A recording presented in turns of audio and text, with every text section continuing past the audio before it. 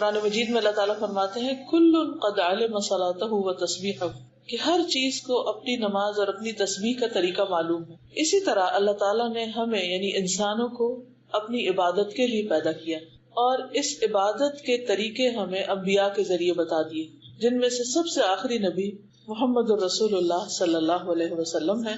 انہوں نے ہمیں مکمل طور پر پوری طرح وضاحت کے ساتھ یہ سکھا دیا کہ ہمیں اللہ کی عبادت کیسے کرنی.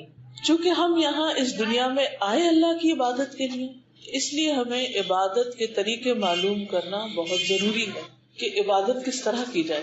عبادات میں سب سے اہم ترین عبادت نماز ہے، جو ہم دن میں 5 مرتبہ ادا کرتے ہیں.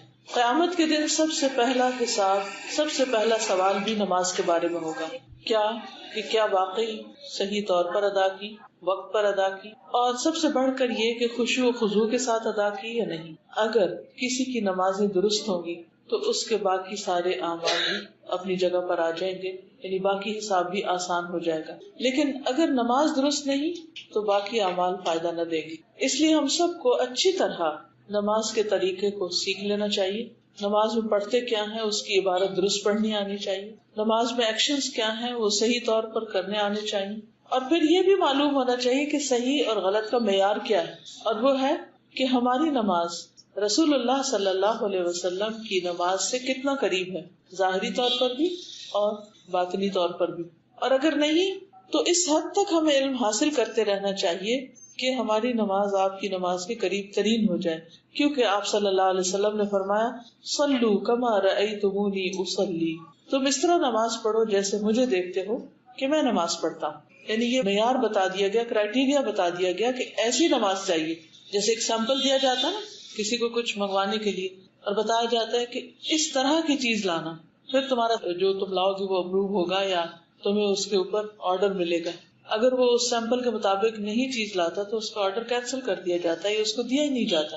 تو اس لیے ہم سب کو اپنی نمازوں کی فکر کرنی چاہیے اور انہیں مسلسل ساری زندگی اچھا بنانے کی کوشش کرتے رہنا چاہیے. اس معاملے میں کبھی بھی مطمئن نہیں ہو کے بیٹھ جانا چاہیے کہ میں نے نماز پڑھ لی یا مجھے آتی ہے یا میں ٹھیک ہی پڑھتا ہوں. نہیں، ہمیشہ فکر رہنی چاہیے کہ کہیں اس میں کوئی غلطی نہ ہو. کیونکہ قیامت کے دن جو کامیابی کا معیار ہے یا کامیاب وہی ہیں جو نماز پڑھنے والے ہیں، نماز قائم کرنے والے ہیں، اور پھر نماز میں خشوع و خضوع اختیار کرنے والے ہیں. قرآن مجید کھولتے جاتے ہیں تو سب سے پہلے اللہ تعالیٰ فرماتے ہیں کہ ذالک الکتاب لا ریب فیہ ھدی للمتقین الذین یؤمنون بالغیب ویقیمون الصلاۃ.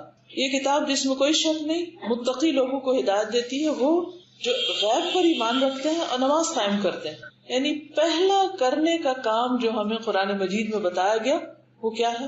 نماز کی ادائیگی، درست ادائیگی. اور پھر آخر میں اس کے فرمایا اولئک علی ھدی من ربہم واولئک ھم المفلحون. یہی لوگ اپنے رب کی طرف سے آئی ہوئی ہدایت پر ہیں اور یہی لوگ فلاح پانے والے ہیں. واولئک ھم المفلحون. تو گویا کامیاب وہ ہیں جو نماز قائم کرتے ہیں. سورۃ المؤمنون کی پہلی آیت میں فرمایا قد افلح المؤمنون الذین هم فی صلاتهم خاشعون. یقیناً فلاح پا گئے، کامیاب ہو گئے وہ مومن جو اپنی نمازوں میں خشوع و خضوع اختیار کرتے ہیں. اس کے برعکس، اس کے اپوزٹ، جو لوگ نمازوں میں سستی کرتے ہیں اور نماز صحیح طور پر ادا نہیں کرتے، ان کے لیے وعید بھی بتائی گئی، ان کو دھمکی بھی دی گئی. سورۃ الماعون آیت نمبر 4 to 6 میں اللہ تعالیٰ فرماتے ہیں فَوَيْلٌ لِّلْمُصَلِّينَ. ہلاکت ہے، بربادی ہے نماز پڑھنے والوں کے لیے. کس قدر ڈرنے کی بات ہے. ہم سمجھتے ہم نے نماز پڑھ لی اور جیسے بھی پڑھی بس ٹھیک ہے، ہم نے فرض ادا کر لیا.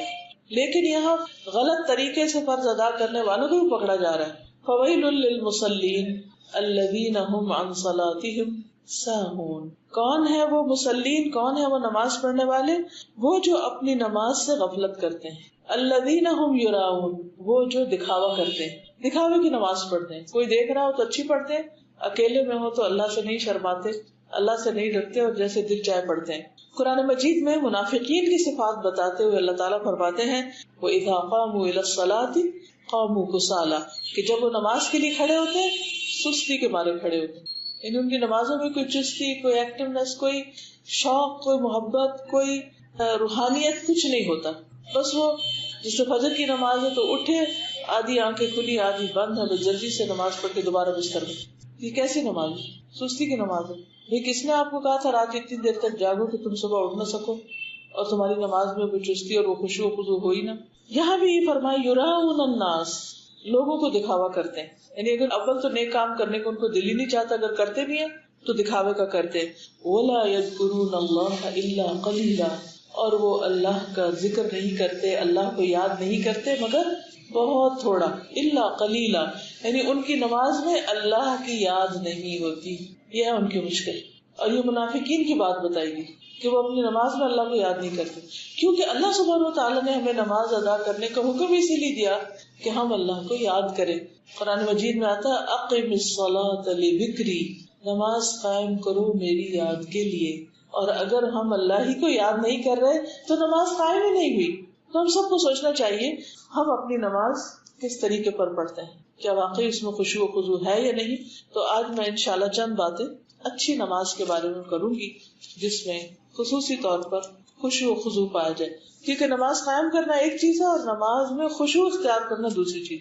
اب سوال یہ پیدا ہوتا ہے کہ خشوع کا مطلب کیا ہے، یعنی نماز میں خشوع ہے کیا کہ جو ہمیں اختیار کرنا ہے. خشوع دراصل ایسی کیفیت کا نام ہے، ہمارے اوپر ایک ایسی کیفیت آتی ہے کہ دل عاجزی اور انکساری کے ساتھ اللہ رب العالمین کے سامنے کھڑا، کہ انسان دل کی عاجزی اور انکساری اور ہمبلنس کے ساتھ اللہ کے سامنے کھڑا ہو، کہ یہ محسوس ہو کہ بندہ اپنے عظیم الشان رب کے سامنے اپنی عاجزی کا اظہار کر رہا ہے کہ یار میں کچھ نہیں، I'm nothing، تو ہی ہے سب کچھ. ساری بڑائی تیرے لیے، ساری قدرت تیرے لیے، سارا علم تیرے پاس، میرے پاس تو کچھ بھی نہیں، میں تو ایک فقیر عاجز بندہ ہوں. اگر نماز کے اندر واقعی یہ عاجزی نظر نہیں آتی اور یہ کیفیت پیدا نہیں ہوتی کہ انسان کو اپنے کم ہونے اور رب کے عظیم ہونے کا احساس اور ہر چیز سے بڑھ کر عظیم ہونے کا احساس ہو، تو ایسی نماز میں خشوع نہیں ہوتا. اصل میں بات یہ کہ اللہ تعالیٰ نے جب ابلیس کو حکم دیا کہ وہ آدم کو سجدہ کرے تو اس نے انکار کر دیا، ابا واستکبر، اور تکبر کیا، وکان من الکافرین، اور انکار کرنے والوں میں شامل ہو گیا، اور پھر اللہ سبحانہ وتعالیٰ کو بلیم کرنے لگا. بہرحال اس کو غصہ اس بات کا تھا کہ یہ انسان جس کی وجہ سے میرا یہ مقام گر گیا، اب میں اس کو نہیں چھوڑوں گا. تو اللہ تعالیٰ سے اس نے فوراً مہلت مانگی کہ مجھے قیامت تک زندگی دی جائے تاکہ میں انسان اور انسان کی اولاد کو بھٹکاؤں. اور اسی موقع پر اس نے کہا تھا ثم لآتینہم من بین ایدیہم ومن خلفہم وعن ایمانہم وعن شمائلہم ولا تجد اکثرہم شاکرین. میں ان کے آگے سے بھی آؤں گا، ان کے دائیں طرف سے آؤں گا، ان کی بائیں طرف سے آؤں گا اور ان کے پیچھے سے آؤں گا، اور تو ان کی اکثریت کو شکر گزار نہیں پائے گا. اور یہ جو کیفیت ہے آگے سے آنے کی، دائیں بائیں پیچھے، یہ ہر نماز میں آپ محسوس کر سکتے کہ شیطان ہر طرف سے آ کے آپ کو مختلف طرح کے خیالات ڈالتا ہے. اب اچھا ہوتا ہے کہ آپ شروع کیا، کوئی بات دل میں آئی، آپ نے اس کو جھٹکا اور پھر لگے پڑھنے، 2 لفظ ابھی پڑھے نہیں تو ایک اور بات آ گئی، اچھا اس کو جھٹکا نہیں تو دوسری ایک اور آ گئی، اس کو نہیں تو تیسری ایک اور آ گئی، اور اتنے میں آپ کے رکوع کا ٹائم ہو گیا، وہاں کچھ نئے سلسلے شروع ہو گئے، اور سجدہ کیا تو کچھ اور اس طرح انسان مسلسل ایک اسٹرگل میں اور ایک جدوجہد میں رہتا ہے. اور بعض اوقات تو اسے بھول بھی جاتا ہے کہ اس نے جدوجہد کرنی اور اس پر کیا کیا حملے ہو رہے ہیں، اور وہ اللہ کو نہیں یاد کر رہا، باقی دنیا کی ہر چیز کو یاد کر رہا ہے. تو یہ ایک بہت بڑا امتحان ہے ہم سب کے لیے. اس لیے ہمیں بارہا اپنے آپ کو یاد دہانی کراتے رہنا چاہیے کہ ہمیں اپنی نماز کو بہت عمدہ طریقے سے پڑھنا ہے. عثمان بن ابو العاص کہتے ہیں کہ انہوں نے نبی صلی اللہ علیہ وسلم کی خدمت میں حاضر ہو کر عرض کیا، اے اللہ کے رسول صلی اللہ علیہ وسلم، شیطان میری نماز اور قرات کے درمیان حائل ہوتا ہے اور مجھے قرآن بھلا دیتا ہے. انا للہ و انا الیہ راجعون. کیونکہ ہم میں سے ہر ایک کے ساتھ یہ ہوتا ہے. کئی دفعہ ایسا ہوتا ہے کہ ہم نماز میں کھڑے ہوتے ہیں، لمبی سورت شروع کرتے ہیں، اور وہ سورت جو ہمیں فر آتی ہے وہ بھولنے لگتی ہے، اٹکنے لگتی ہے، اور کہتے چلو اللہ اکبر. رسول اللہ صلی اللہ علیہ وسلم نے فرمایا، وہ شیطان ہے جسے خنزب کہا جاتا ہے. جب تم ایسی بات محسوس کرو تو اس سے اللہ کی پناہ مانگ لیا کرو اور اپنے بائیں جانب 3 مرتبہ تھوک دیا کرو، ستکار دیا کرو ایسے. بس میں نے ایسے ہی کیا تو شیطان مجھ سے دور ہو گیا. اس کے بعد وہ نہیں بھولے. تو اس سے کیا پتہ چلتا ہے کہ شیطان تو آئے گا آگے سے، پیچھے سے، دائیں بائیں، ہر طرف سے، لیکن ہمیں اس کے مقابلے کے لیے اپنے رب کی پناہ لینی، اپنے رب سے مدد لینی. دیکھیں کہ ایک ہوتا ہے وہ شخص جس کا آپ مقابلہ کر لیتے ہیں، ایک وہ ہوتا ہے جس کا آپ نہیں کر سکتے، تو آپ کو دوسرے کی ہیلپ چاہیے تھی، مدد چاہیے تھی. تو بندوں میں سے تو کوئی نہیں شیطان کو پکڑ سکتا، اللہ ہی کو اس پر کنٹرول. تو انسان اللہ کی پناہ لے، اللہ کی مدد لے. اور نبی صلی اللہ علیہ وسلم کے بتائے ہوئے طریقے کے مطابق نماز کے اندر ہی 3 دفعہ بائیں طرف رخ کر کے تھتکار دے تو وہ دور ہو جائے گا.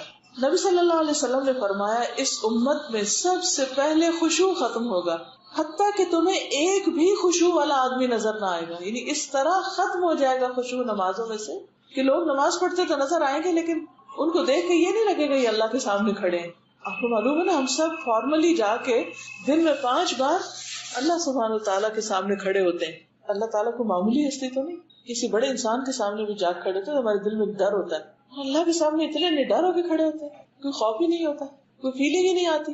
اور بس جیسے دل چاہتا کبھی اس ٹانگ پہ کھڑے ہو جاتے، کبھی اس پہ کھڑے ہوتے، کبھی کو جانے لگتے ہیں، دوپٹہ ہی بار بار ٹھیک کیے جاتے ہیں، کبھی کسی چیز کو دیکھنے لگتے ہیں، کبھی کچھ سننے لگتے ہیں، کبھی سوچنے لگتے ہیں وہ کس کے سامنے کھڑے ہیں، کیا حرکتیں ہو رہی ہیں. ہر محفل کی ایک تقاضا ہے نا.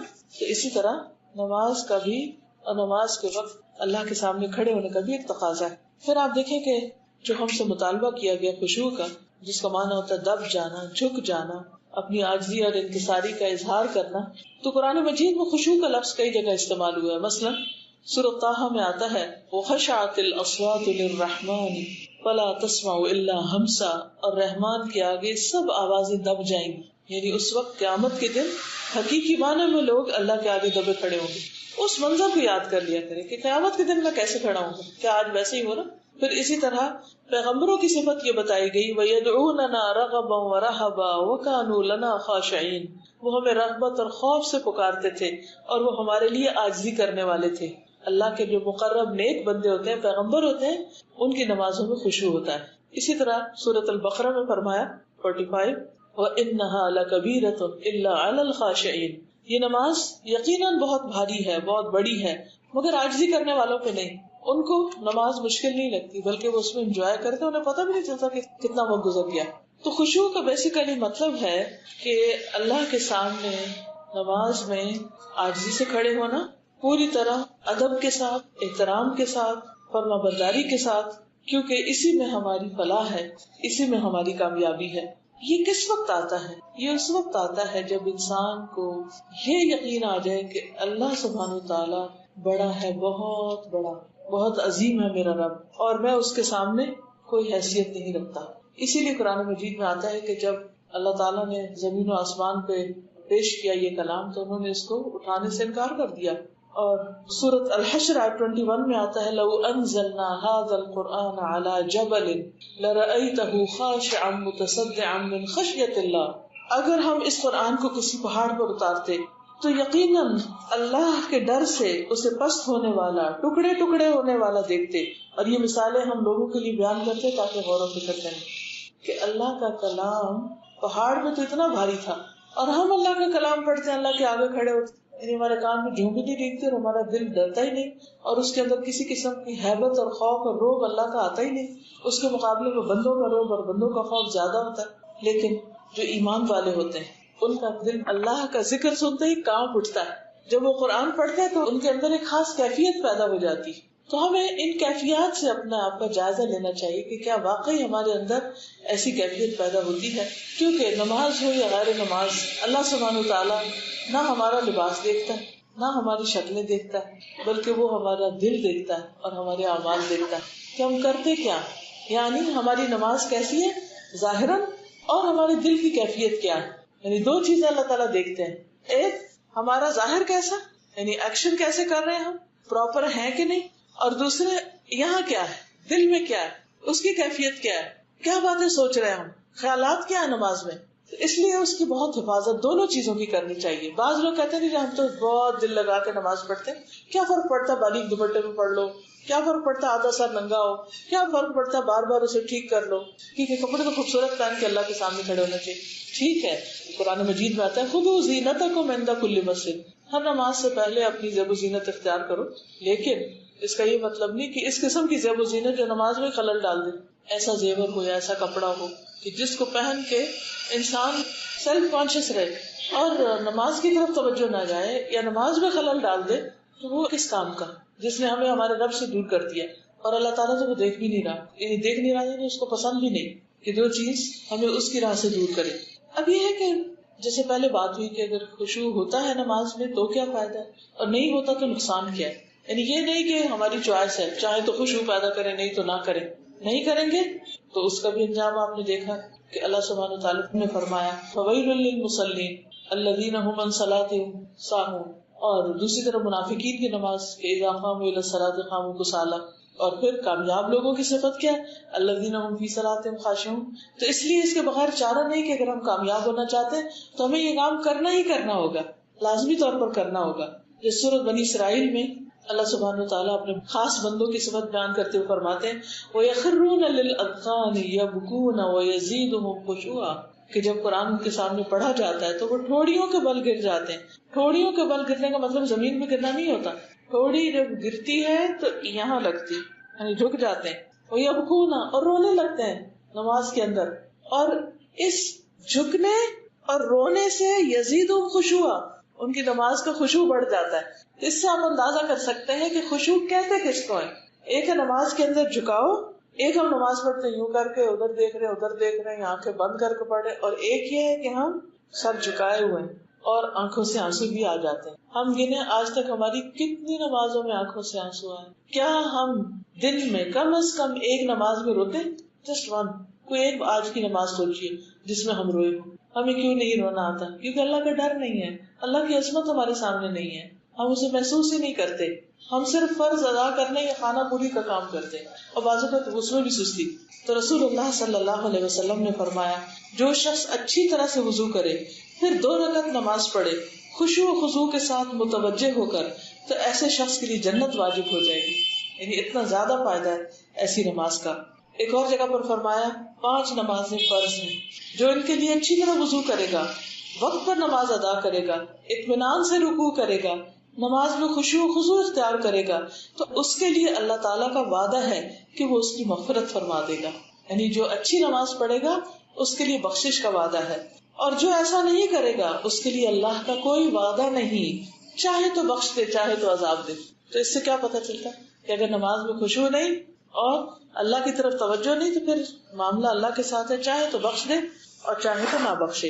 پھر اسی طرح ابن کثیر کہتے ہیں نماز میں خشوع اس شخص کو حاصل ہوتا ہے جس کا دل نماز کے لیے فارغ ہو، یعنی دنیا کی باتیں چھوڑ کے نماز کی طرف توجہ کرے. نماز میں مشغول ہونے کے باعث باقی ہر چیز کا خیال چھوڑ دے کہ بھئی یہ تو میرا نماز ٹائم ہے، اب میں اور باتیں نہیں سوچ سکتا، اور نماز کو باقی سارے امور پر ترجیح دے. اس وقت اسے آنکھوں کی ٹھنڈک نماز میں حاصل ہوتی ہے، جیسے نبی صلی اللہ علیہ وسلم نے فرمایا کہ میری آنکھوں کی ٹھنڈک نماز میں رکھ دی گئی ہے. یعنی انہیں نماز پڑھ کے ایک خاص قسم کی تسکین حاصل ہوتی. اور ویسے ہمیں حکم کیا دیا گیا ہے کہ ہم عبادت کس طرح کریں؟ ان تعبد اللہ کأنک تراہ. خشوع کیسے آتا ہے کہ اب نماز میں ہم یوں محسوس کریں کہ ہم اللہ کو دیکھ رہے ہیں.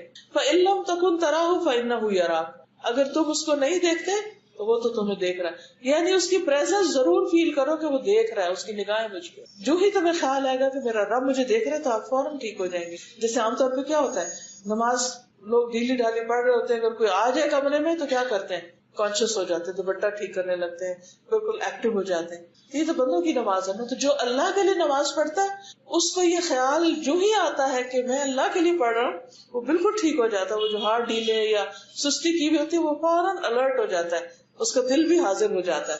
تو یہ کیفیت لانا ضروری ہے. اور یہ بھی یاد رکھیے کہ نماز کی قبولیت خشوع پر ہی منحصر ہے. رسول اللہ صلی اللہ علیہ وسلم نے فرمایا بے شک بندہ نماز پڑھتا ہے مگر ہر آدمی کا اجر مختلف ہوتا ہے. 10واں حصہ، 9واں حصہ، 8واں حصہ، 7واں حصہ، 6واں حصہ، 5واں حصہ، 4تھا حصہ، 3را حصہ یا آدھا حصہ. اور کوئی خوش قسمت ہو کہ جس کو نماز کا پورا حصہ ملے. ہم تو صرف اس پہ خوش ہو جاتے ہیں کہ پڑھ تو لی نا. اچھا یہ بھی عجیب بات ہے کہ ہم مثلا نماز پڑھنے لگے، اتنے میں کوئی آ گیا تو ہم عام طور پہ کیا کہتے ہیں تم بیٹھو 2 منٹ میں نماز پڑھ کے آئے، جلدی سے وہ پڑھ کے آئے. یعنی تم میرے لیے امپورٹنٹ ہو اور اللہ تعالیٰ میں جلدی سے ذرا حاضری لگوا کے آؤں. کہ ہماری نماز کیسی نماز ہوتی، کس قسم کی ہوتی کہ اللہ تعالیٰ کے لیے نہ آنے والا. اب ہمارے نان مسلم فرینڈس تو نہیں آتے ہمارے پاس، یہ گھر والے ہمارے مسلم ہی ہیں نا، لیکن آخر کیا وجہ کہ ہم میں سے ہر ایک یہی کہہ رہا نظر آتا ہے تم بیٹھو بس میں ابھی آئی. اور 2 رکعتیں پڑھ کے بھاگ گیا, حاضری لگوا کے آئی بس بیٹھو بیٹھے, اور پھر اس کے بعد گھنٹوں بیٹھتے ہیں, پھر بیچ میں نماز آ جائے پھر کیا کہتے ہیں 2 منٹ کی نماز, کیونکہ اللہ کی قدر نہیں ہے نا, اس کے مقابلے میں بندے زیادہ امپورٹنٹ ہیں. اور تقویٰ اور خشوع کہاں ہے؟ دل کے اندر ہوتا ہے. ایک صاحب علم نے کسی کو کندھے جھکائے دیکھا تو سینے کی طرف اشارہ کرتے ہوئے کہا, اے فلاں خشوع یہاں ہوتا ہے نہ کہ کندھوں میں. کیا مطلب؟ کہ صرف ظاہری صورت بنا کے ایسے مسکین شکل بنا کے کھڑے ہونا بھی فائدہ نہ دے گا جب تک دل ساتھ حاضر نہ ہوگا. تو اس لیے ہمیں ایسے اسباب اختیار کرنے چاہیے کہ جس سے ہماری نماز کے اندر خشوع پیدا ہو جائے, اور ان چیزوں سے بچنا چاہیے جس سے خشوع ختم ہو. تو آئیے دیکھتے ہیں وہ کون سی چیزیں ہیں جو خشوع بڑھاتی ہیں اور کون سی ہیں جو گھٹاتی ہیں, تاکہ ہم ان کو اپنی زندگی سے باہر کریں. سب سے پہلے اللہ کی معرفت. جتنی اللہ کی پہچان ہوگی اتنا اللہ کا ڈر ہوگا, جتنا اللہ کا ڈر ہوگا اتنی نماز اچھی ہوگی. انما یخشی اللہ من عبادہ العلماء. پھر اسی طرح اللہ سے دعا کرنا کہ اللہ تو ہمیں خشوع عطا فرما.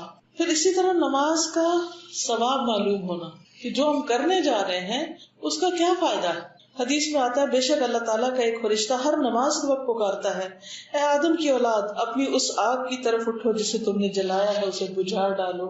یعنی ہر 2 نمازوں کے بیچ میں انسان سے ایسے ایسے گناہ ہو جاتے ہیں, کبھی ٹنگ سلپس ہوتی ہے, کبھی اور کسی کا دل دکھا دیتا ہے کہ وہ اس کے لیے آگ بھڑکا دیتے ہیں. تو نماز جب اچھی طرح انسان پڑھتا ہے تو جا کے اس آگ کو بجھاتا ہے. رسول اللہ صلی اللہ علیہ وسلم نے فرمایا, بندہ جب نماز کے لیے کھڑا ہوتا ہے تو اس کے سارے گناہ لا کر اس کے دونوں کندھوں پہ رکھ دیے جاتے ہیں. یعنی پچھلی نماز سے اب تک جو غلط کام کیے وہ سارے لا کے یہاں رکھ دیے جاتے ہیں کندھوں پہ.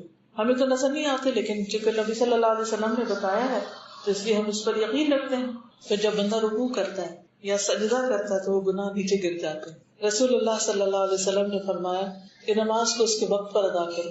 اس سے یہ پتہ چلتا ہے کہ اگر خشوع خضوع لانا ہے نماز میں تو اول وقت نماز پڑھے جس وقت انسان پوری طرح حاضر ہوتا ہے. رسول اللہ صلی اللہ علیہ وسلم نے فرمایا, جب ایک شخص اچھی طرح وضو کرتا ہے پھر مسجد کا راستہ نکلتا ہے یعنی مسجد کے راستے پہ چلتا ہے اور سوائے نماز کے اور کوئی دوسرا ارادہ اس کا نہیں ہوتا, تو ہر قدم پر اس کا ایک درجہ بڑھتا ہے, ایک گناہ معاف کیا جاتا ہے. اور جب نماز سے فارغ ہو جاتا ہے تو فرشتے اس وقت تک اس کے لیے برابر دعائیں کرتے رہتے ہیں جب تک وہ اپنے مصلی پہ بیٹھا رہے. کہتے ہیں, اے اللہ اس پر اپنی رحمت نازل فرما, اے اللہ اس پہ رحم فرما. اور جب تک تم انتظار کرتے رہو گویا تم نماز ہی میں مشغول ہو. اس سے بھی پتہ چلتا ہے کہ خشوع کے لیے ضروری ہے کہ نماز سے پہلے تھوڑی دیر اچھی طرح اطمینان کے ساتھ انسان تیاری کرے, اور جب ختم ہو جائے نماز تو پھر تھوڑا اطمینان اور سکون کے ساتھ وہاں سے اٹھے.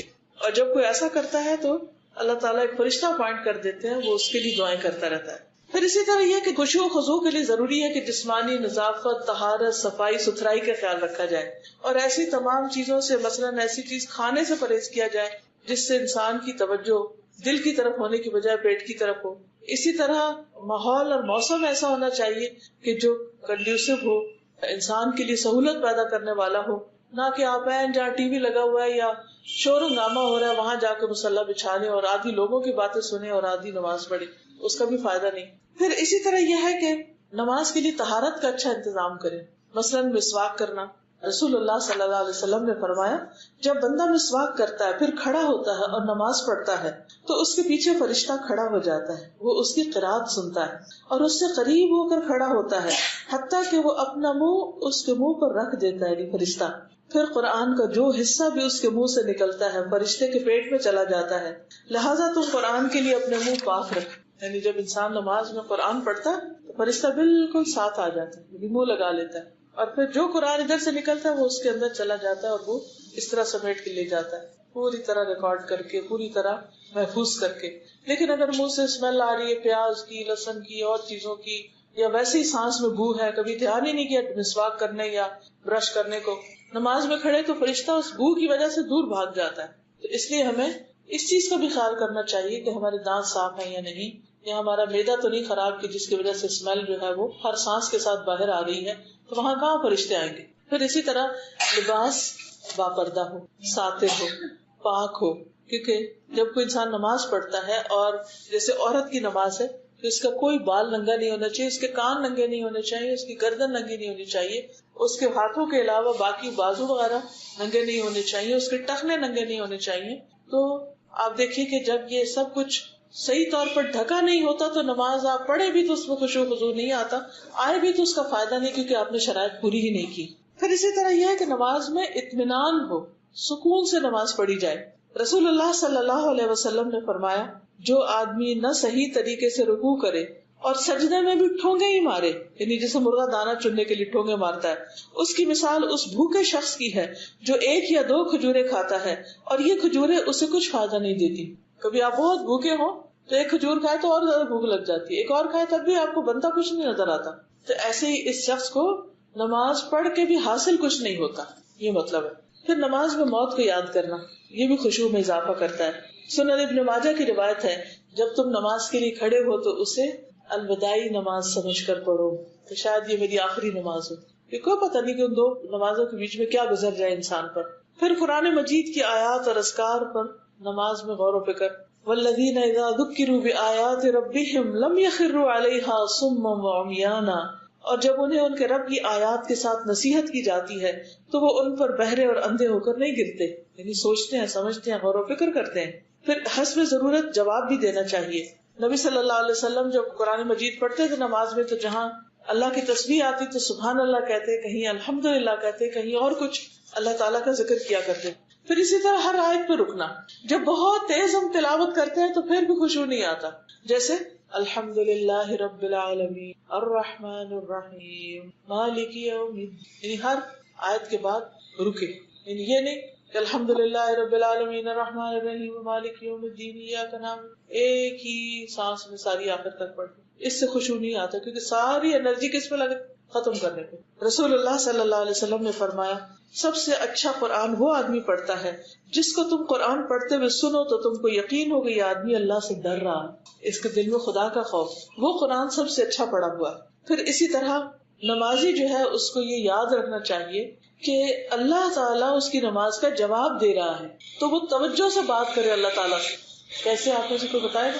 اللہ جواب دے رہے ہیں، جی ہاں، اور ہم کہہ رہے ہیں you know what you are saying۔ یعنی اگر آپ کسی سے، مثلا میں آپ سے بات کری، آپ سے بات کری اور مجھے یہی نہ پتا میں کیا کہہ رہی ہوں، تو یہ یقین ہونا چاہیے کہ جو ہم کہہ رہے ہیں اللہ تعالیٰ سن رہا ہے اور اس کا جواب دے رہا ہے۔ اجیب دعوت الداعی اذا دعان، اور سورۃ فاتحہ میں ہم کیا کہتے ہیں؟ دعائی مانگ رہے ہوتے ہیں، اہدنا الصراط المستقیم، تو اللہ تعالیٰ فرماتے ہیں فلیستجیبوا لی، وہ بھی میری بات مانے، یعنی انٹریکٹیو ہو، انٹریکٹیو ریسیٹیشن۔ اور اس کے لیے ضروری ہے کہ سمجھ بھی آتی ہے، سمجھ نہیں آئے گی تو پھر کیا انٹریکشن ہو؟ جس کی بات انسان کو سمجھ نہیں آتی اس سے تو کوئی انٹریکشن نہیں ہوتا۔ تو آپ نے فرمایا جب کوئی شخص نماز پڑھتا ہے در حقیقت اپنے رب تبارک و تعالیٰ کی مناجات کرتا ہے، یعنی اس سے سرگوشیاں کرتا ہے، چنانچہ اسے معلوم ہونا چاہیے کہ وہ اپنے رب سے کیا مناجات کر رہا ہے۔ پھر اسی طرح نماز کے اندر دعاؤں کا اہتمام کرنا چاہیے۔ نبی صلی اللہ علیہ وسلم نے فرمایا سجدے میں خوب دعا کیا کرو، کیونکہ یہ اس لائق ہوتی ہے کہ تم سے قبول کر لی جائے۔ سجدے میں دعائیں قبول ہوتی ہیں، اس لیے اس میں مصنون دعائیں یاد ہونی چاہیے اور وہ پڑھنی چاہیے۔ پھر اسی طرح نماز میں خشوع کب ختم ہوتا ہے؟ جب لوگ آگے آ جاتے ہیں یا کوئی باتیں بہت کر رہا ہوتا ہے، تو آگے آنے کا ہمیں حربہ سکھایا گیا کہ اپنے سامنے سترہ رکھو، اس سے فوکس رہو گے۔ سترہ کیا ہے کہ کم از کم 2 بالش چیز اس طرح کی ہو کہ جو آگے رکھی بھی ہو۔ رسول اللہ صلی اللہ علیہ وسلم نے فرمایا جب تم میں سے کوئی سترے کی طرف نماز پڑھے تو اس کے قریب کھڑا ہو، نمازی اور سترے کے درمیان سے شیطان نہ گزر پائے، یعنی سجدے کی جگہ تک ہی سترا ہو، یعنی یہ نہیں کہ میں نماز یہاں پڑھی تو میں کہوں اچھا وہ جو کرسیاں پڑھی ہیں وہ میرا سترا ہے، یہ نہیں ہوتا سترا۔ جہاں جہاں نماز کی حد ختم ہو رہی ہے وہیں پر سترا رکھا ہونا چاہیے۔ پھر اسی طرح یہ ہے کہ تشہد میں انگلی پر نظر رکھنا، عام نمازوں میں سجدے کی جگہ پر نظر رکھنا یعنی رکوع قیام وغیرہ کے وقت، اور جب اتحیات ہو تو اس انگلی پہ نظر رکھنا جو ہل رہی ہو۔ حدیث میں آتا ہے کہ آپ صلی اللہ علیہ وسلم کی نظر آپ کے اشارے سے آگے نہیں بڑھتی تھی، یعنی اتحیات میں آپ کی نظر انگلی پہ ہوتی تھی اور اس سے آگے یوں نہیں جاتی تھی یا ادھر ادھر نہیں دیکھتے تھے۔ اس سے بھی خشوع میں انشاءاللہ اضافہ ہوگا۔ پھر سورتوں اور آیتوں اور اذکار کو عدل بدل کے پڑھنا، ہر نماز میں قل هو اللہ نہ پڑھنا، وہ بھی پڑھ لیں بے شک، وہ بہت ہی زبردست صورت ہے، کیوں منع کروں میں، ضرور پڑھیں، لیکن اس کے ساتھ ساتھ اور صورتیں بھی پڑھیں۔ نبی صلی اللہ علیہ وسلم کا طریقہ کیا تھا؟ نماز فجر میں آپ طوال مفصل صورتیں پڑھتے، سورۃ قاف سے سورۃ زلزال۔ نماز ظہر اور عصر کی پہلی 2 رکعت میں 15 سے 30 آیتیں پڑھتے تھے، نماز مغرب میں قصار مفصل چھوٹی صورتیں پڑھتے جیسے سورۃ المرسلات.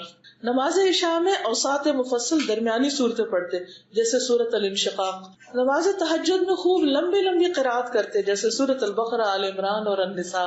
ایک رکعت میں پڑھ جاتے بعض اوقات، اتنی طویل قرات ہوتی. اسی طرح رکوع، قوما، تشہد، ان سب میں آپ مسنون دعائیں پڑھا کرتے تھے. اگر تلاوت کرتے ہوئے بیچ میں سجدہ تلاوت آ جاتا تو سجدہ تلاوت بھی کرتے تھے. اس سے نماز کا خشوع ختم نہیں ہوتا. پھر اسی طرح نماز کے آخر میں جو دعائیں ہیں ان میں بھی شیطان سے بچنے کی دعا پڑھی جا سکتی ہے. ربی اعوذ بک من ھمزات الشیاطین واعوذ بک ربی ان یحضرون. پھر نماز کے بعد انسان غور کرے کہ کیا میری نماز میں خشوع تھا، اور اس کے لیے اسی جگہ بیٹھ کے کچھ ذکر اذکار کرے جو مسنون ہے. نبی صلی اللہ علیہ وسلم یہ دعا مانگا کرتے تھے، اللہم اعنی علی ذکرک و شکرک و حسن عبادتک. اے اللہ تو میری مدد فرما اپنے ذکر پر، اپنے شکر پر اور خوبصورت عبادت پر، کہ میں جو بھی عبادت کروں وہ بہت ایکسیلنٹ ہو.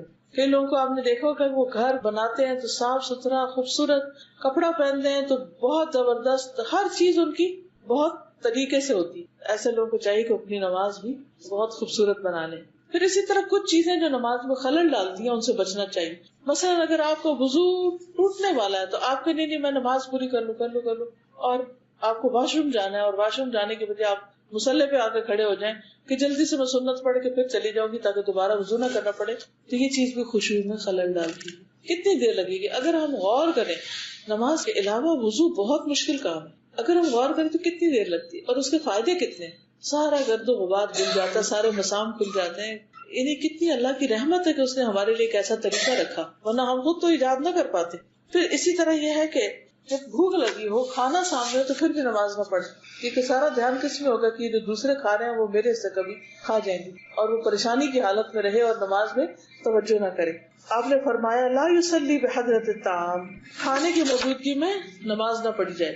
پھر یہ دیکھنا چاہیے انسان کو کہ وہ کون سی چیز ہے جو مجھے نماز میں مشغول کر رہی، تو ایسی چیزوں سے بچنا چاہیے. جیسے سامنے اگر کوئی کارپیٹس ہیں یا کوئی ایسے کڑھائی والی چیزیں ہیں، کوئی کوشنز ہیں جن میں کوئی امبرائڈری ہوئی بھی ہے، اور آپ اسی زگ زیگ میں کھو جائیں کہ یہ کیا بنا ہوا ہے، تو ان چیزوں کو ہٹا دینا چاہیے. پلین جائے نمازیں ہونی چاہیے. حضرت عائشہ کے پاس ایک رنگین باریک پردہ تھا جسے انہوں نے اپنے گھر کے ایک طرف پردے کے لیے لٹکا دیا. آپ صلی اللہ علیہ وسلم نے فرمایا میرے سامنے سے اپنا یہ پردہ ہٹا دو، کیونکہ اس پر نقش شدہ تصاویر برابر میری نماز میں خلل انداز ہوتی رہی. یعنی قبلہ رخ کوئی ایسی تصویر نہیں ہونی چاہیے کہ جس سے نماز میں خلل پڑے. پھر اسی طرح خود اپنے کپڑے بھی ایسے نہیں پہنے ہونے چاہیے کہ جس سے نماز میں خلل ہو. نبی صلی اللہ علیہ وسلم نے ایک دھاری دار چادر میں نماز پڑھائی، اس کے نقش و نگار نے مجھے غافل کر دیا. آپ نے فرمایا اسے لے جا کر ابو جہم کو واپس کر دو اور ان سے سادی چادر لے آؤ. اس سے کیا پتہ چلتا ہے کہ نماز میں ایسے کپڑے نہ پہنے جائیں کہ جن سے نماز سے دھیان ہٹ کے تو اس کپڑے یا اس کے اندر جو پھول بوٹے بنے ہوئے ان میں غور و فکر میں نماز ساری چلی جائے. پھر اسی طرح یہ ہے کہ آپ صلی اللہ علیہ وسلم نے فرمایا سونے والے اور باتیں کرنے والے کے پیچھے نماز نہ پڑھو. کیونکہ آپ دیکھیں نا امام صاحب کھڑے ہیں، وہ باتیں کر رہے ہیں، مقتدی پیچھے کھڑے ہیں، وہ چپ ہو تو پھر یہ نماز شروع ہو. اب ان کو دیکھ دیکھ کے ان کا بھی موڈ بگڑ چکا ہوگا، تو وہ پھر نماز کا خشوع متاثر ہوتا ہے. ہر کام اپنی جگہ پر اور اپنے وقت میں ہونا چاہیے. پھر اسی طرح یہ ہے کہ سونے والا یعنی جس کو ہوش ہی نہیں ہے، کوئی نشے میں ہے یا ویسے سو رہا ہے تو اس کو پتہ ہی نہیں ہوگا وہ کیا بول رہا ہے، تو وہاں بھی نماز منع کی گئی. پھر نماز کے دوران کنکریاں نہیں سیدھی کرنی چاہیے، یہ جا نماز بار بار طے نہیں کرنی چاہیے، یا دوپٹہ یا جراب یا کپڑا ان چیزوں سے بے نیاز ہو کے نماز پڑھنی چاہیے، کیونکہ یہ بھی خشوع و خضوع میں خلل ڈالتی. پھر بہت اونچی تلاوت نہیں کرنی چاہیے اور بہت دل میں نہیں کرنی چاہیے. نماز میں ادھر ادھر نہیں دیکھنا چاہیے. رسول اللہ صلی اللہ علیہ وسلم نے فرمایا جب بندہ نماز میں ہو تو اللہ تعالیٰ اس کی بات سننے کے لیے متوجہ رہتا ہے جب تک کہ بندہ ادھر ادھر نہ دیکھے، اور جب بندہ ادھر ادھر دیکھنے لگتا ہے تو اللہ تعالیٰ اس سے توجہ ہٹا لیتے ہیں. کتنی بڑی محرومی. حضرت عائشہ رضی اللہ تعالیٰ عنہا نے نماز میں ادھر ادھر دیکھنے والے کے بارے میں پوچھا. آپ نے فرمایا یہ تو چوری ہے جو شیطان بندے کی نماز سے لے لیتا ہے. پھر آسمان کی طرف نظر اٹھا کے نماز پڑھنا. رسول اللہ صلی اللہ علیہ وسلم نے فرمایا جب تم میں سے کوئی نماز میں ہو تو اپنی نگاہ آسمان کی طرف مت اٹھائے، خطرہ ہے کہ اسے اچک نہ لیا جائے. تو منع کیا کہ تو منع ہونا چاہیے، لیکن اس میں حکمت ضرور کوئی ہوگی. وہ انسان غور و فکر کرے پڑھے تو بات سمجھ میں آ جاتی ہے. یعنی آپ بڑے کے سامنے ویسی نظر اٹھاتے ہیں نا، بڑے اوپر اٹھ کے جب نماز پڑھتے ہیں. پھر یہ ہے کہ نماز میں ہر جگہ نہیں تھوکنا چاہیے. پھر نماز میں جلدی نہیں ہونی چاہیے. جلدی جو ہے یہ خشوع و خضوع کے خلاف ہے. پھر نماز میں جمائیاں لینا، بلا وجہ چیخے مارنا اور کھانسی کھانسنا. ہم کسی مجلس میں ہوتے ہیں انسان کی تو کھانسی کنٹرول کرتے کیوں؟ ہاں، اور یہ کہ دوسرے کی جس کے پاس بیٹھے اس کے لیے ٹھیک نہیں. تو یا تو ہم کسی سے پھر ملتے نہیں اس دوران جب ہمیں کھانسی ہو، یا پھر اگر ملے تو ہم سوری کرتے ہیں، معذرت کرتے ہیں اور ایک طرف جا کے کھانس لیتے ہیں. کیوں؟ اس کے احترام میں. اسی طرح اللہ تعالیٰ کا اتنا بھی احترام نہیں کہ ہم نماز میں پڑھیں اور کھانسی نہیں بھی آ رہی تو کھانس رہے. تو یہ سب شیطانی حربے ہوتے ہیں جو ہمیں ہمارے مقصد سے ہٹانا چاہتا ہے، یعنی اللہ کی یاد سے. پھر اسی طرح جماعی آ رہی ہے تو اس کو حق الوسع روکنا چاہیے. پھر نماز میں کولے پہ ہاتھ رکھ لینا، یعنی بجائے اس کے کہ انسان اپنے سینے پر ہاتھ باندھے یا رکوع پراپر طریقے سے کرے، وہ کیا کرے؟ یوں کر کے کھڑا ہو جائے. یہ کولے ہوتے ہیں، ان پہ ہاتھ رکھ کے کھڑا ہو جائے. یہ ایک بہت ریلیکسنگ پوزیشن ہوتی ہے، تو نماز میں اس طرح کرنے سے منع کیا گیا. پھر جانوروں کی مشابہت اختیار کرنا. آپ صلی اللہ علیہ وسلم فرمایا کہ کوئی کتے کی طرح نماز میں پڑھے کہ اس کے ہاتھ آگے زمین کے ساتھ پورے ایسے لیٹے ہوئے، یعنی اٹھائے، کیونکہ جب لیٹ کے پڑھتے ہیں تو وہ خشوع ہی نہیں آتا پوری طرح. اسی طرح فرمایا کہ نماز میں کوے کی طرح ٹھونگے مارنے سے یا جانور کی طرح پھیل کر بیٹھنے سے، یا کہ کوئی شخص مسجد میں کسی جگہ خاص کر لے جیسے کہ اونٹ خاص کر لیتا ہے، تو یہ بھی طریقہ درست نہیں. ایک ہی جگہ نماز پڑھنا، ایک ہی شخص کے ساتھ نماز پڑھنا، اس سے منع کیا گیا ہے. جگہ بدلنی چاہیے. پھر اسی طرح ابو ہریرہ کہتے ہیں کہ مجھے میرے دوست رسول اللہ صلی اللہ علیہ وسلم نے 3 چیزوں کی وصیت کی اور 3 سے منع کیا. نمبر 1 مرغ کی طرح ٹھونگے مارنے سے کہ نماز جلدی پڑھنے سے. نمبر 2 کتے کی طرح پاؤں آگے پسار کر بیٹھنے سے. اور نمبر 3 لومڑی کی طرح بار بار ادھر ادھر دیکھنے سے. سب جانوروں سے تشبیہ دی گئی. پھر آپ دیکھیے کہ جو خشوع ہے اس سے انسان کے اندر آخرت کی فکر پیدا ہوتی ہے اور اس کی عبادت جب وہ قبول ہونے لگتی ہے تو وہ دنیا کے بہت سے جھنجھٹوں سے آزاد ہو جاتا ہے. اور اصل بات یہ کہ انسان کو اللہ سبحانہ تعالیٰ سے خوب خوب دعا کرنی چاہیے، کیونکہ دل ہمارے ہاتھ میں نہیں، دل اللہ کے ہاتھ میں ہے. اور اگر وہ ان کو سیدھا رکھے گا تو انشاءاللہ ہم بھی سیدھے رہیں گے. لیکن اس کے لیے ہمیں اپنی تڑپ ظاہر کرنی چاہیے کہ اللہ میں پڑھنا چاہتی ہوں اس طرح جیسے تو پسند کرے، تو مجھے وہ سکھا دی. انشاءاللہ اللہ تعالیٰ سکھا دے گا. اسی طرح دعائیں مانگنی چاہیے. کچھ اور دعائیں ہیں. ایک حدیث میں آتا ہے کہ نبی صلی اللہ علیہ وسلم اس طرح دعا مانگتے: اللہم انی اعوذ بک من علم لا ينفع ومن قلب لا يخشع ومن نفس لا تشبع ومن دعوت لا يستجاب لها. اے اللہ، بے شک میں غیر نفع مند علم، خشوع سے خالی دل، نہ بھرنے والے نفس اور قبول نہ ہونے والی دعا سے تیری پناہ میں آتا ہوں کہ اللہ تعالیٰ مجھے ان بری عادتوں سے بچا کر اپنی حفاظت میں لے لیجئے. ایک اور دعا ہے: رب اعنی ولا تعن علی وانصرنی ولا تنصر علی وامکر لی ولا تمکر علی واہدنی ویسر الہدی الی وانصرنی علی من بغی علی رب اجعلنی لک شاکرا لک ذاکرا لک راہبا لک مطواعا لک مخبتا الیک اواہا منیبا رب تقبل توبتی واغسل حوبتی واجب دعوتی وثبت حجتی واہد قلبی وسدد لسانی وصل سخیمت قلبی. اگر بچپن میں یہ دعا بچوں کو یاد کرا دی جائے تو اس میں دین و دنیا کی بہت سی بلائیاں مانگی گئی کہ اے میرے رب، تو میری مدد فرما، میرے خلاف دوسروں کی مدد نہ کر، میرے حق میں تدبیر فرما، میرے خلاف تدبیر نہ فرمانا، مجھے ہدایت دے اور ہدایت کو میرے اوپر آسان فرما دے، اور جو مجھ پر زیادتی کرے اس پر میری مدد فرما. یعنی میں اس سے بدلہ نہیں لے سکتا، تو خود اس سے بدلہ لے. پروردگار مجھے اپنا شکر گزار بندہ بنا، اپنا ذکر کرنے والا بنا اور ڈرنے والا اور فرما بردار، اپنے سامنے عاجزی اور اپنے لیے آہذاری اور رجوع کرنے والا. اور یہ کتنی خوبصورت دعا ہے جو نبی صلی اللہ علیہ وسلم نے مانگی. ہم ان سب چیزوں کے محتاج ہوتے ہیں. اور پھر آخر میں میرے دل کو رہنمائی فرما، میری زبان کو درستگی عطا فرما اور میرے دل کی گندگیوں کو دور فرما. یعنی وہ جو ادھر ادھر کی پولیشن لگ گئی ہے اور اندر سب کچھ جمع ہو گیا ہے تو اس کو صاف کر دے، دور فرما دے. تو یہ تھی چند باتیں نماز میں خشوع سے متعلق. اگر آپ میں سے کوئی اور اپنا کوئی ٹپ ایڈ کرنا چاہے تو موسٹ ویلکم، کیونکہ ہر ایک کا اپنا اپنا تجربہ ہوتا ہے اور اس سے دوسرے کو فائدہ پہنچتا ہے.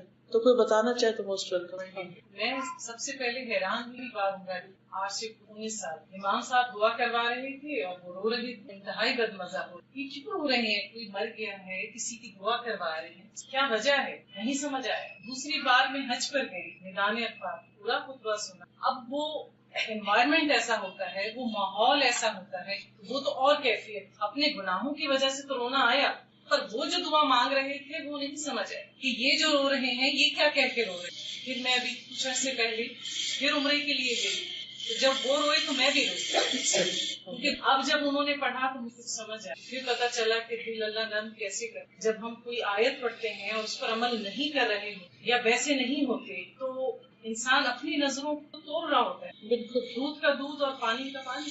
اب یہ ہے اللہ بہتر جانتا ہے، میں نہیں سمجھتی کہ اللہ شاید کچھ نہیں گزارتا ہوں، کوئی نہ کوئی آیت، کوئی نہ کوئی بات، کہیں نہ کہیں آنکھ میں. جب کوئی دوست ہے اس سے بات کرنے، کوئی ہمسایہ ہے اس سے بات کرنے، لوگ سندھ میں رہتے ہیں سندھی لوگوں سے بات کرنے، کسی کی پنجابی دوست ہے اس سے بات کرنے کے لیے ہم کوشش کرتے ہیں کہ تھوڑی بہت اس کی زبان سیکھ لیں تاکہ جب ہم آپس میں گپ شپ کریں تو تھوڑا مزہ آئے. ہم continuously 5 times a day we are talking with God.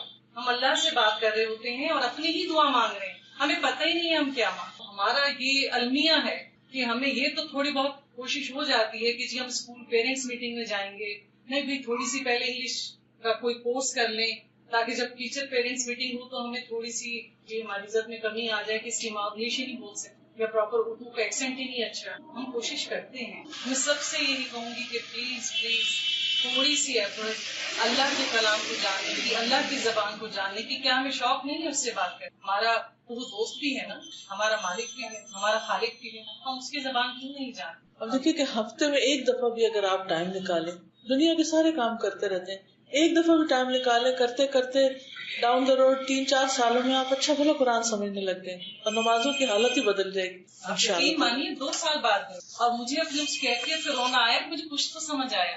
آج انشاءاللہ آپ کو ایک عربی کی ایک نظم ہے جس کا ترجمہ بہت ہی زبردست اور میننگ بہت اس کے اچھے ہیں. آپ سب کو ایک ایک پیپر دیتی ہوں، اپنے گھر لے جائیے اور اس کو سنبھال کے رکھیے، اور جب دل ذرا سخت ہونے لگے یا غافل ہونے لگے تو اس کو پڑھ لیجیے. تو یہ آپ سب کو تقسیم کر دیجیے.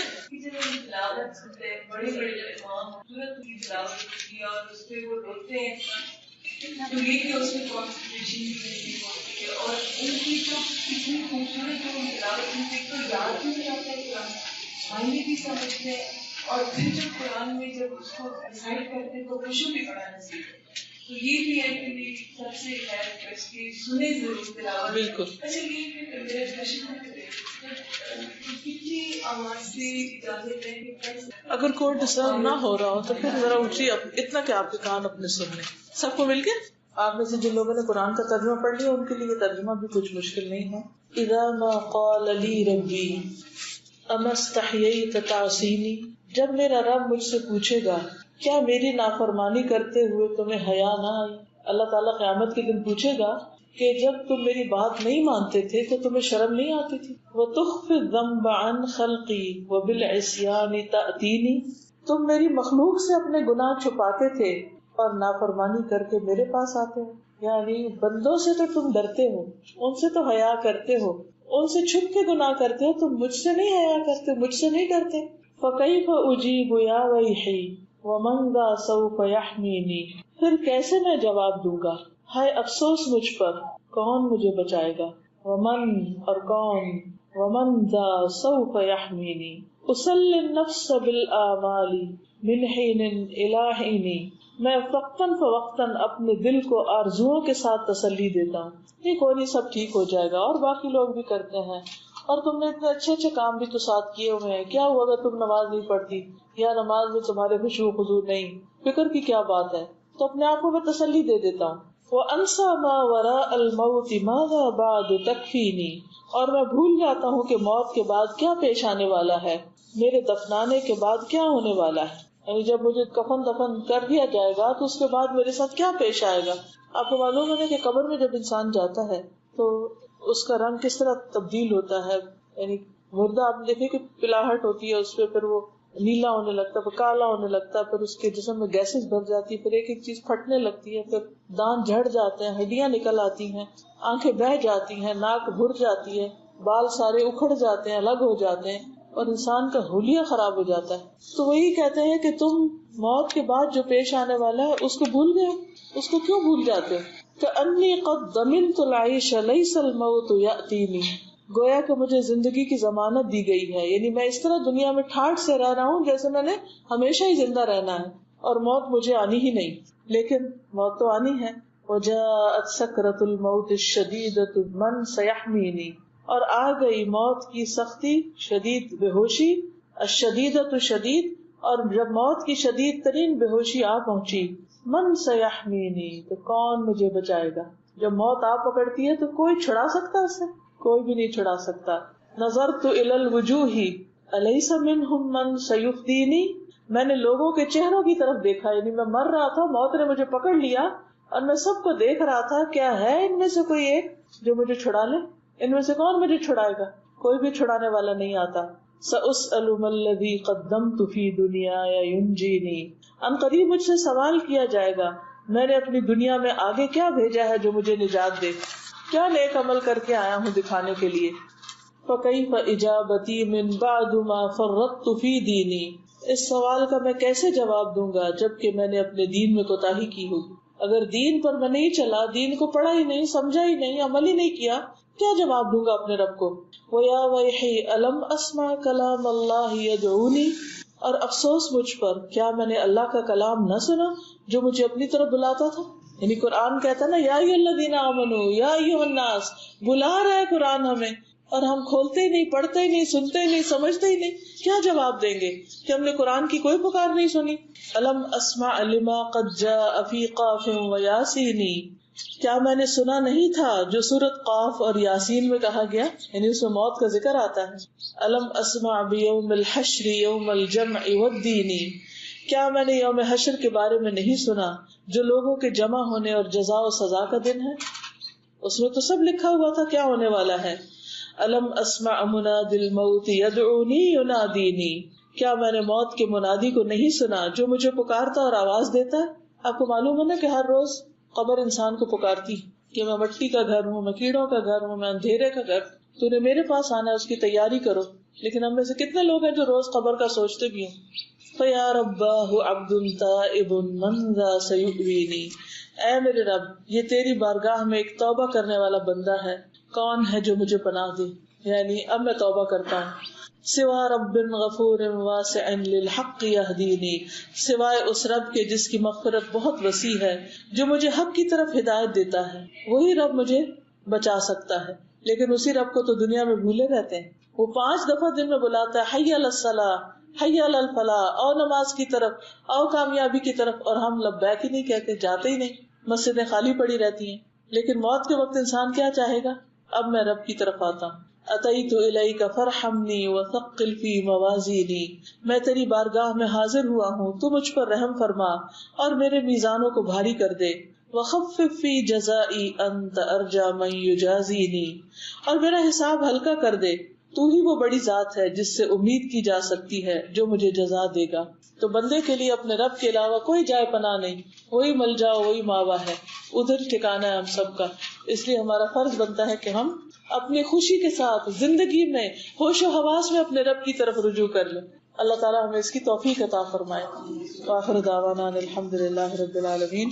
یہ جو نماز کے اوپر میں نے لیکچر دیا نا، نماز میں خشوع کیسے، اس پہ میں آلریڈی ایک لیکچر دیا ہوا، وہ کیسٹ پہ ریکارڈیڈ ہے.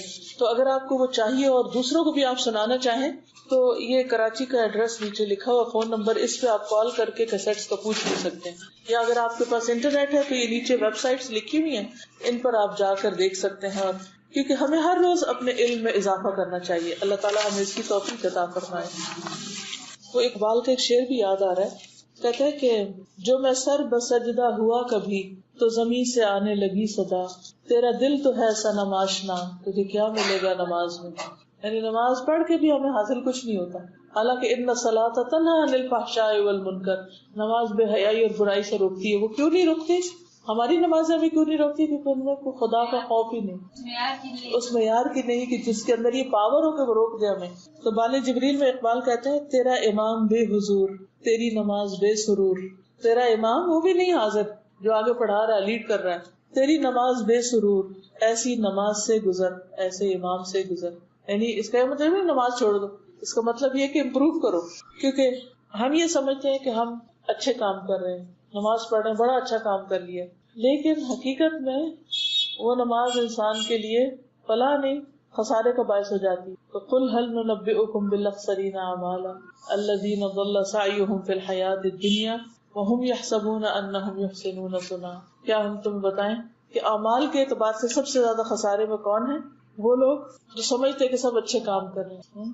الذین ضل سعیہم فی الحیاۃ الدنیا، جن کی ساری کوشش دنیا میں گم ہے، نماز میں بھی دنیا میں ہی گم ہے.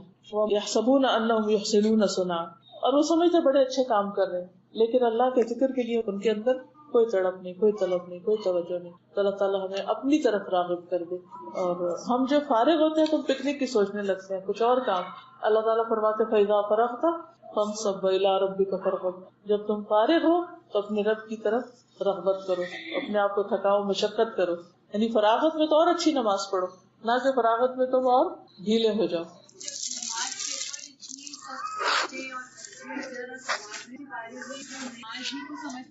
اگر خشوع نہ ہو نماز میں تو بھی پکڑ ہے، تو کہاں آپ سوچئے کہ جو نماز ہی نہ پڑھے وہ کیسے سمجھ کے بیٹھا ہوا ہے اطمینان سے کہ اللہ کو میری نماز کی ضرورت نہیں.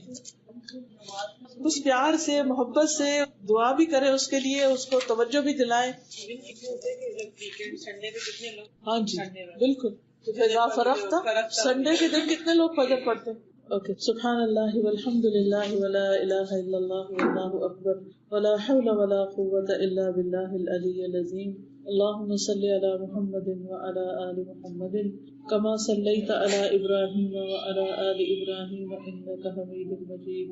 اللہم بارک علی محمد وعلی آل محمد کما بارکت علی ابراہیم وعلی آل ابراہیم انک حمید مجید. ربنا آتنا فی الدنیا حسنۃ وفی الآخرۃ حسنۃ وقنا عذاب النار. ربنا هب لنا من ازواجنا وذریاتنا قرۃ اعین وجعلنا للمتقین اماما. یا اللہ تو ہمارے گناہوں کو معاف کر دے، اللہ ہماری کوتاہیوں سے درگزر فرما. اللہ جو نمازوں میں بھول چوک ہم سے ہوئی ہے تو ہمیں معاف کر دے، اور آئندہ کے لیے بہترین نمازوں کی توفیق عطا فرما. یا اللہ ہمارے بچوں کو نمازی بنا، ہمارے شوہروں کو نمازی بنا. یا اللہ انہیں مسجدوں کی محبت عطا فرما. یا رب العالمین تو ہمارے دلوں میں اپنا خوف اور اپنی محبت پیدا کر دے، اور ہماری نمازوں میں خشوع و خضوع پیدا کر دے، ایسی نمازیں کہ جو واقعی ہماری آنکھوں کی ٹھنڈک بن جائیں. یا رب العالمین ہمیں مرتے دم تک نماز پر قائم رکھنا اور اپنی پسند کی نماز پڑھنے کی توفیق عطا فرمانا. یا اللہ ہمیں نماز کے جتنے بھی شرائط، آداب اور ارکان ہیں ان سب کو پورا کرنے کی توفیق عطا فرما. یا اللہ تو ہماری دعاؤں کو قبول فرما.